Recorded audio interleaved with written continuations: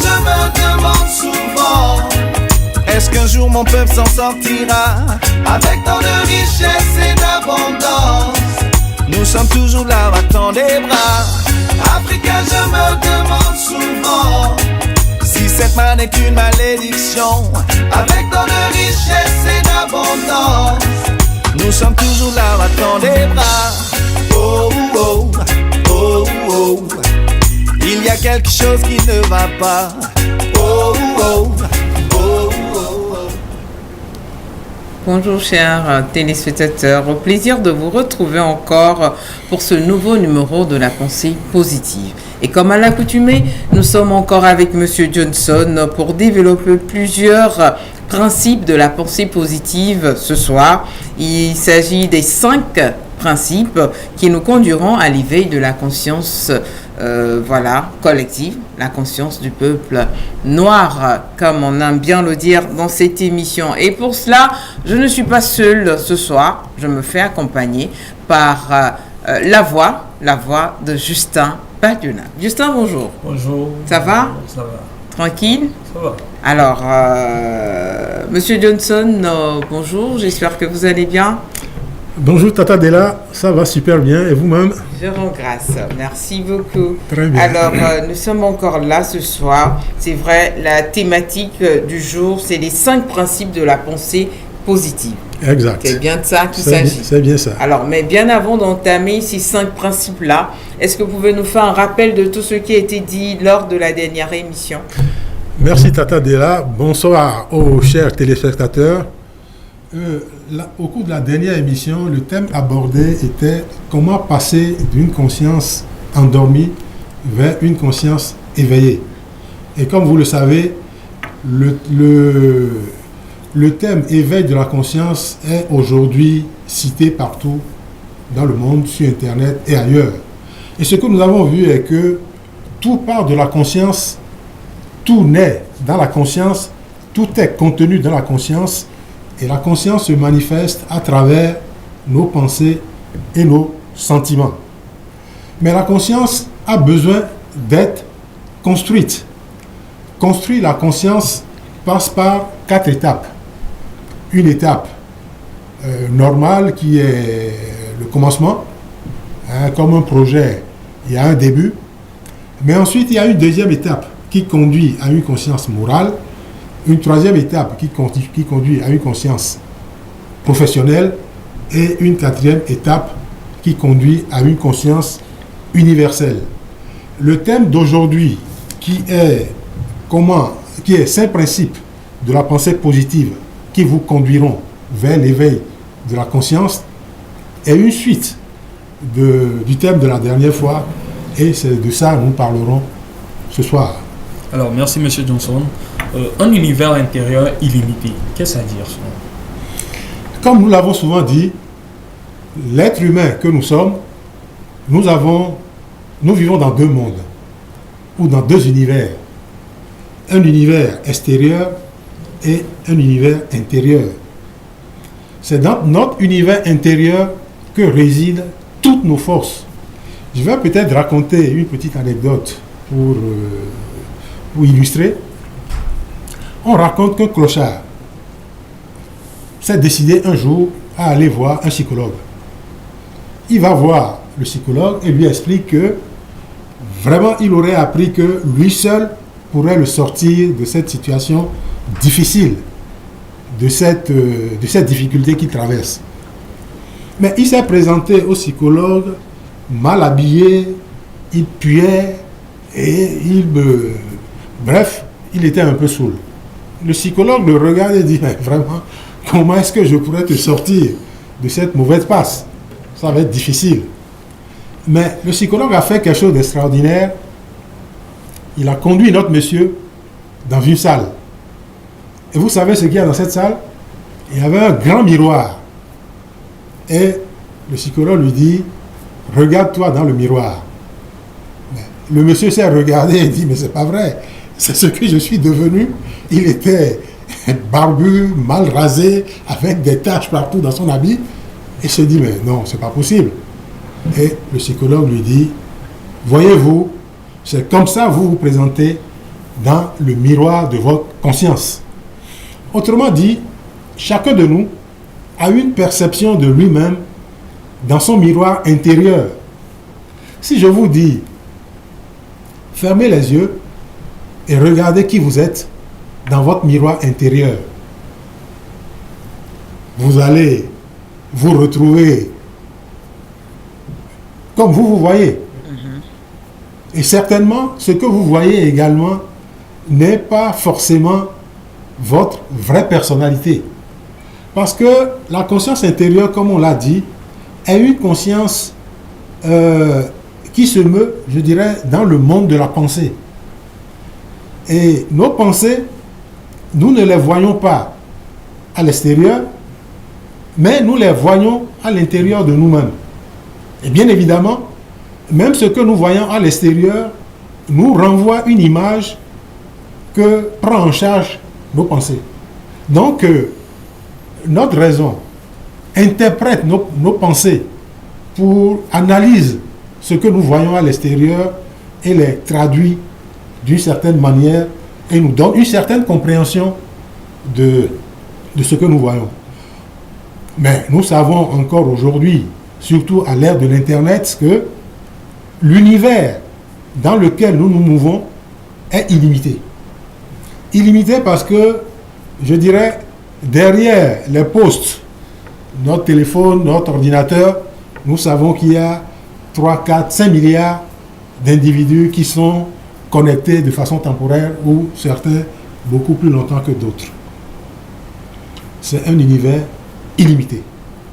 Et ce que nous savons également est qu'aujourd'hui, la réussite, le succès, l'abondance sont régis par des lois, j'ai envie de dire, des lois scientifiques. Et ces lois-là appartiennent à l'univers immatériel. Nous ne voyons pas les lois, mais les lois s'appliquent. Et elles s'appliquent quelquefois de façon rigoureuse. J'ai envie de dire, notre présent est le résultat de notre passé. Si hier, pendant que vous alliez à l'école, vous n'étudiez pas, vous vous baladez, vous faisiez l'école buissonnaire, aujourd'hui, ne soyez pas surpris que vous ayez peut-être quelques difficultés. Mais ces difficultés peuvent être rattrapées si vous prenez conscience qu'il y a un travail intérieur à faire. Un travail intérieur, il y a un certain nombre de connaissances à capitaliser pour pouvoir poursuivre des objectifs qui vous intéressent et les atteindre. Et encore une fois, aujourd'hui, dans notre univers intérieur, nous pouvons tout réaliser. Comme le dit Napoléon Hill, l'un des maîtres de la pensée positive, tout ce que nous pouvons rêver dans notre univers intérieur, nous pouvons le réaliser. Encore faudrait-il que nous soyons conscients de la présence de cet univers et que de temps en temps, à travers l'introspection, à travers un regard intérieur dans cet univers, nous nous regardions et que nous voyons ce que nous voulons corriger en nous.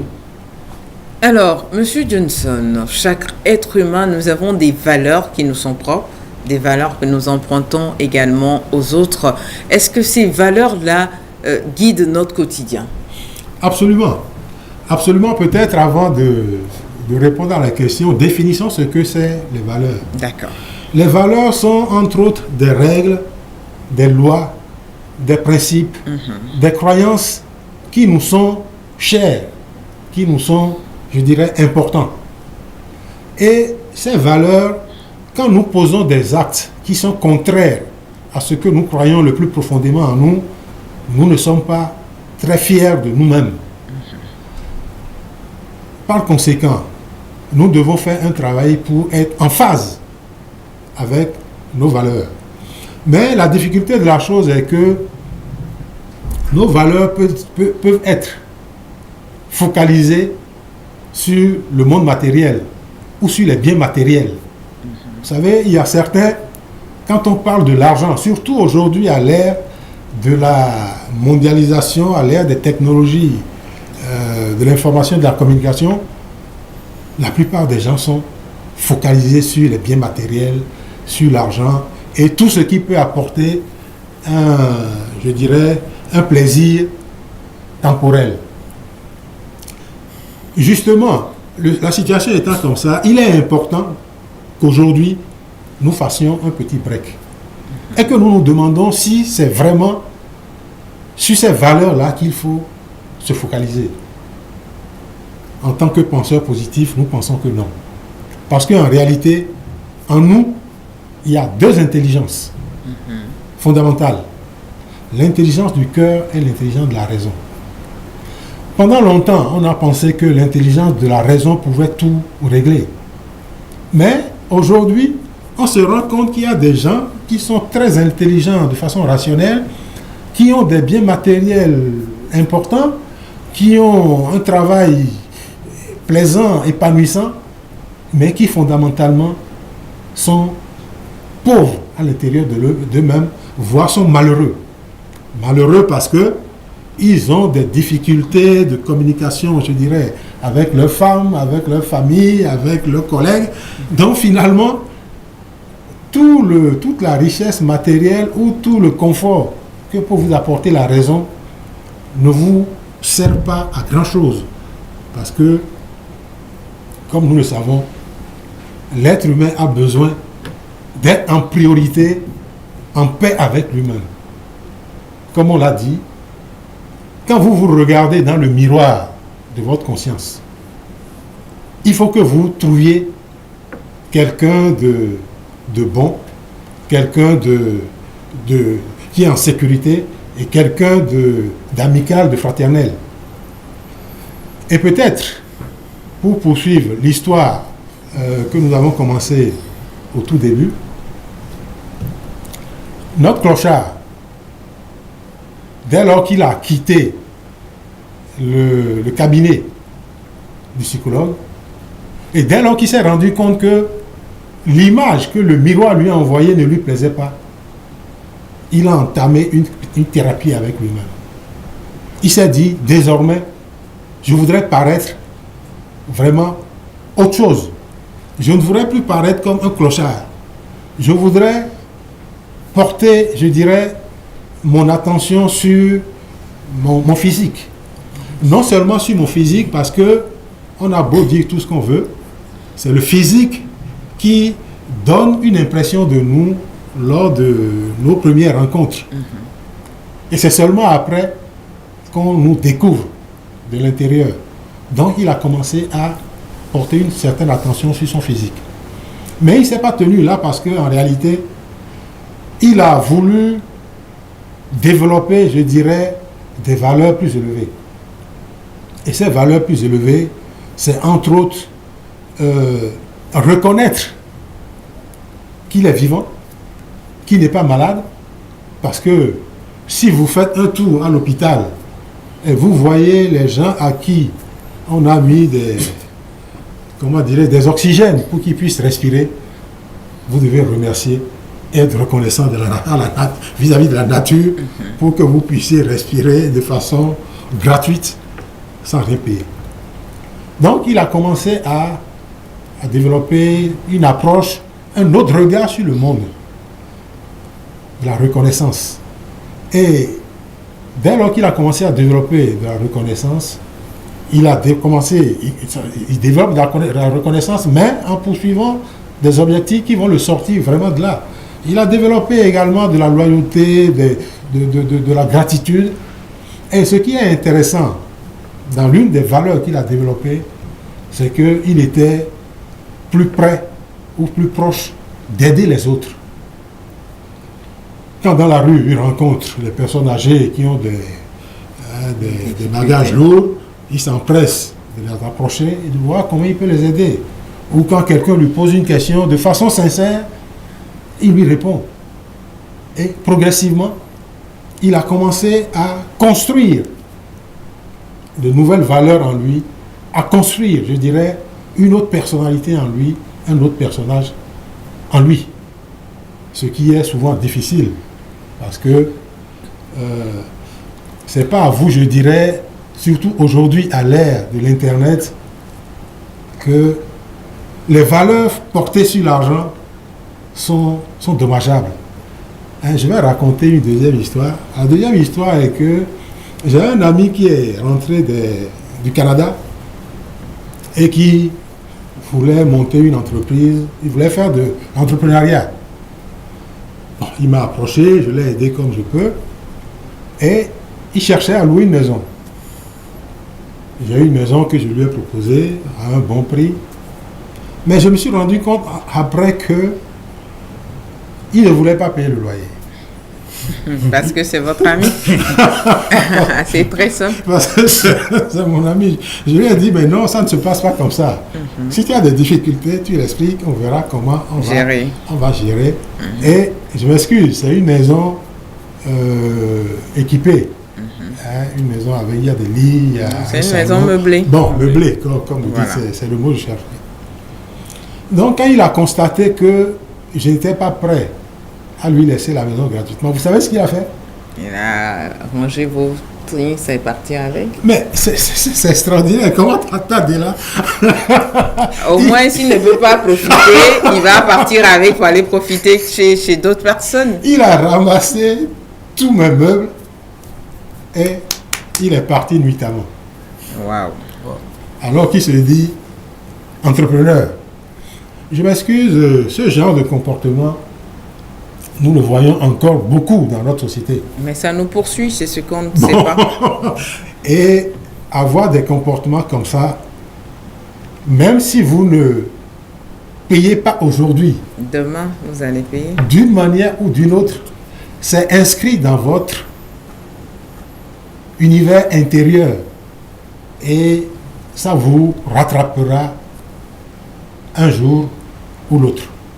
Bon, donc, il est important de cultiver des valeurs nobles, des valeurs élevées, parce que les valeurs nobles, les valeurs élevées vous rassurent, vous mettent en sécurité à l'intérieur de vous-même et vous permettent de poursuivre le chemin de la vie de façon plus sereine.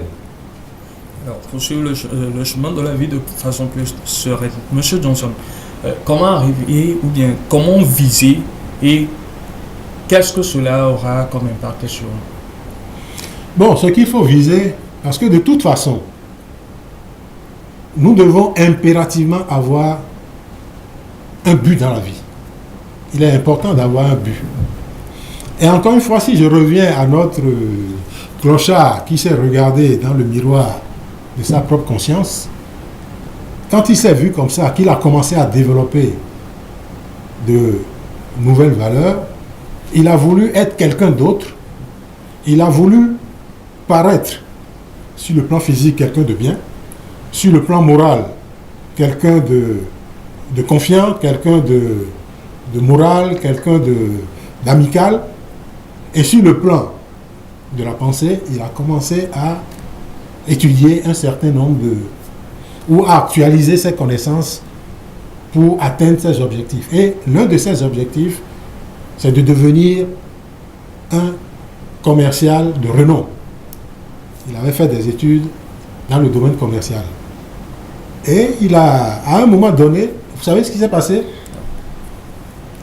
Il y a le PDG d'une entreprise qui est tombé en panne. Le clochard, qui n'est plus clochard, mais qui est devenu quelqu'un d'autre, s'est approché de lui, lui a proposé de l'aider, parce qu'il connaissait un peu la mécanique. Il a aidé, le monsieur lui demande, mais qu'est-ce que tu fais dans la vie? Il dit, bon, actuellement, je suis en train de chercher un emploi. Et le monsieur lui dit, mais tiens, si tu cherches un emploi, ben, j'ai un emploi à te proposer, viens chez moi. Et il a embauché. Mais très rapidement, au bout de 3 mois, 6 mois, il a fait ses preuves et on l'a promu directeur commercial. Et à ce moment-là, bien évidemment, il se mettait en costume 3 pièces. Il avait une voiture toute neuve, flambant neuve. Et il est allé rendre visite au site qu'il avait conseillé. Le si le voit et lui dit, mais qui êtes-vous?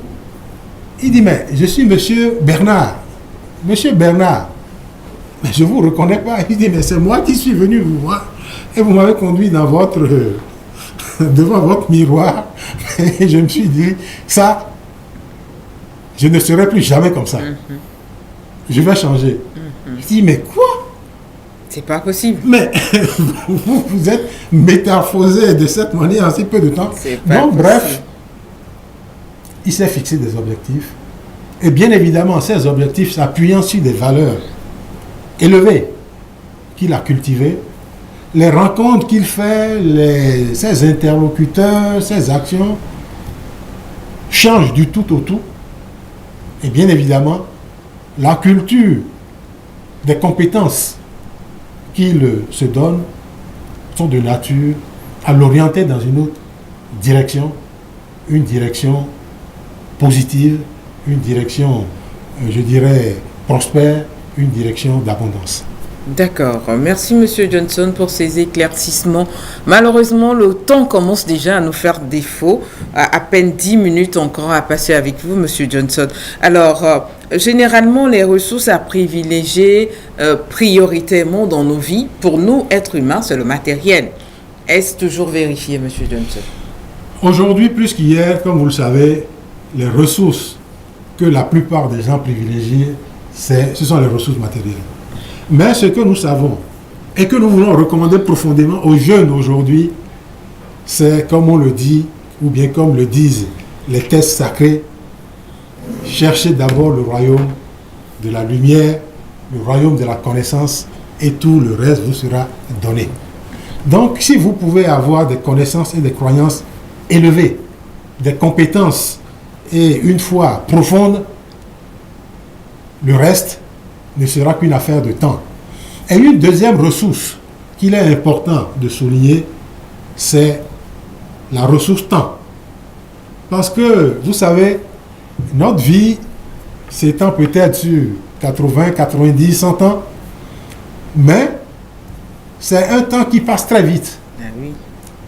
Bon, nous passons pratiquement les 20 premières années à nous chercher, à étudier, à faire différentes choses. Et après, nous rentrons dans la vie active, nous commençons à travailler. Mais dès lors que nous commençons à travailler, nous devons faire du temps un allié. Parce que, comme je l'ai dit tantôt, les progrès de la science aujourd'hui sont tels que quand nous nous projetons dans le long terme, en nous accordant un temps élevé, rien n'est impossible. Donc, le temps, nous devons en faire un allié. Mais bien évidemment, faire du temps un allié ne veut pas dire qu'il faut agir à court terme. Vous savez que dans 10 ans, je dis n'importe quoi, vous serez le DG d'une grande entreprise qui gagne des milliards. Il faut commencer petit. Ah oui. Et c'est ça, peut-être, donc avoir une vision de long terme, vivre dans le long terme, vivre dans l'univers immatériel intérieur, mais marcher sur terre et agir de façon, je dirais, concrète pour avancer vers ce but.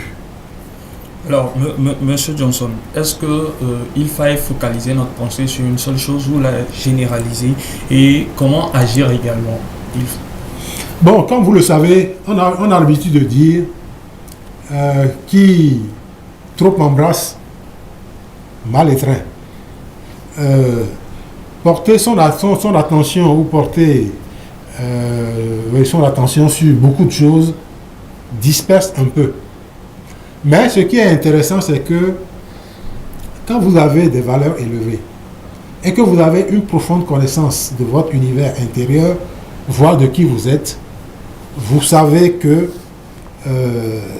derrière les sous-objectifs matériels, de famille, de profession que vous pouvez avoir, il y a un véritable objectif ou un véritable but ou une véritable destination qui est supportée par vos valeurs. Et aujourd'hui, ce but qui doit être supporté par les valeurs, surtout pour nous les Africains, devrait être l'éveil de la conscience individuelle et collective. Parce que, comme vous le savez, nous sommes interpellés de partout. On nous invite de partout à nous éveiller. À tel point que, quelquefois, nous nous demandons, mais est-ce que nous dormons vraiment? Aujourd'hui, nous pensons que le sommeil n'est pas seulement extérieur. Le sommeil est également intérieur. Et ce sommeil intérieur, les ressources qui permettent de se réveiller, ce sont les connaissances et les croyances que nous pouvons gagner, nous pouvons cultiver.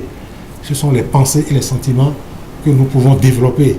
Ce sont les compétences et les expertises que nous pouvons avoir. Et puis ce sont les valeurs, bien évidemment, qui nous guident.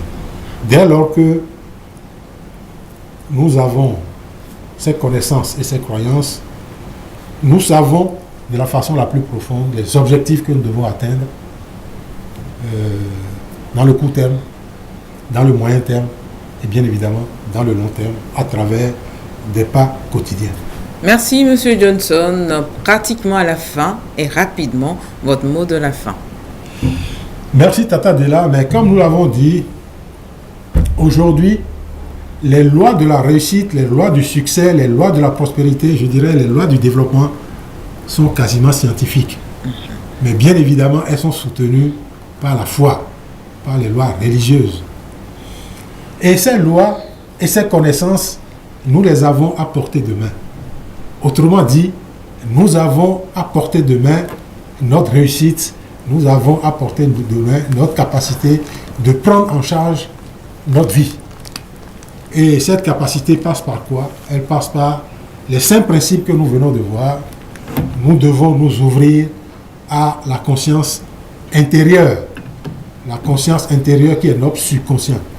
Quand nous tournons le regard vers ce subconscient et voyons qui nous sommes, si nous n'en sommes pas satisfaits, nous devons faire un travail intérieur pour corriger la version que nous voyons dans notre miroir intérieur. La deuxième chose, nous devons cultiver des valeurs élevées. Et les valeurs élevées veulent que ce que nous ne voulons pas qu'on nous fasse, que nous ne fassions pas à notre prochain, et que nous vivons, je dirais, en amitié, en fraternité, et aidons nos prochains dès lors que nous pouvons. Et la troisième, c'est d'avoir un but élevé, pas de petits buts. Quatrième, cultiver des ressources immatérielles. Les ressources immatérielles, ce sont elles qui créent les ressources matérielles. Et la dernière, c'est Pensée globale. Penser grand et ne pas hésiter à avancer localement. D'accord. Merci infiniment à M. Johnson. Merci à Justin, également Bodiona, qui était sur le cours de l'émission de ce soir. Alors, chers invités, chers téléspectateurs, il faudrait cultiver de grandes valeurs, pourquoi pas, et de bonnes valeurs, surtout, qui vont nous servir de boussole, de guide au quotidien pour pouvoir arriver à nos buts. Bonsoir chez vous. Merci Tata Della. Bonsoir à tous.